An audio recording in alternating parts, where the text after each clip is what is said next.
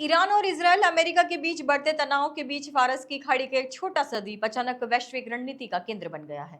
इस द्वीप का नाम है खार्ग आइलैंड, जिसे ईरान की तेल सप्लाई की लाइफलाइन माना जाता है। वेस्ट एशिया के आसमान से पिछले 9 दिनों से मौत बरस रही है। ईरान को घुटनों पर लाने के लिए यूएस और इजरायल ने एड़ी चोटी का जोड़ लगा रखा है। ईरान का एयर डिफेंस 80% तक तबाह हो चुका है। तेहरान का शहरान फ्यूल डिपो धू धू कर जल रहा है। मेहराबाद एयरपोर्ट खंडर बन चुका है और आईआरजीसी के मुख्यालयों में सिर्फ धुआं उठ रहा है। इस तबाही के बीच ईरान का एक ऐसा आइलैंड है जिसे ट्रंप और नेतन्याहू ने छुआ तक नहीं है। फरस की खाड़ी में एक छोटा सा चट्टानी आइलैंड आज भी पूरी तरह से अछूता है। ईरान में चल रही भीषण जंग के बीच चमत्कार हुआ है खार्ग द्वीप में, जहां पर अमेरिका इजरायल ने गलती से एक मिसाइल नहीं गिराई है। खार्ग द्वीप केवल एक चट्टानी द्वीप नहीं है, बल्कि ईरान की अर्थव्यवस्था का पावर हाउस है।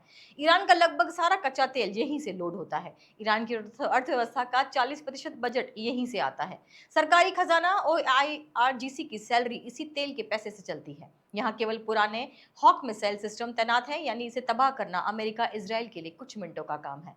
आईआरजीसी मुख्यालय, मेहराबाद एयरपोर्ट, बजिस ठिकाने और फ्यूल डिपो फूंक देने के बाद भी खार्क को हाथ न लगाने के पीछे की कूटनीति बेहद गहरी है। खार्क पर अटैक करने का मतलब है बाजार से 20 लाख बैरल तेल गायब करना। इससे ब्रेड क्रूड 150 प्रति बैरल तक जा सकता है, जो पूरी दुनिया को एक भयानक मंदी में झोंक देगा। चीन अपनी जरूरत का एक बड़ा हिस्सा 14 लाख बैरल प्रति दिन का तेल ईरान से लेता है। खार्ग पर हमला चीन को सीधे तौर पर युद्ध में उतरने का बहाना दे देगा। तेल की कीमतें बढ़ने से गरीब और विकासशील देश इस सैन्य अभियान के खिलाफ एकजुट हो सकते हैं।